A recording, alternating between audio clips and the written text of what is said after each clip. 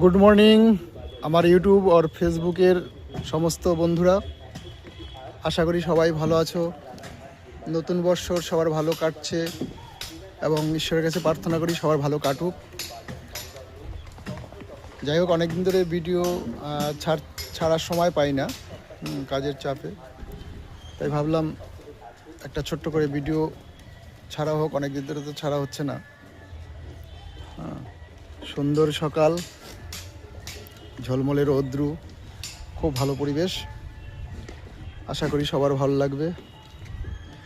কটা দিন তো ওয়েদার খুবই খারাপ ছিল, যার জন্য আরও ভিডিও করা হয়নি।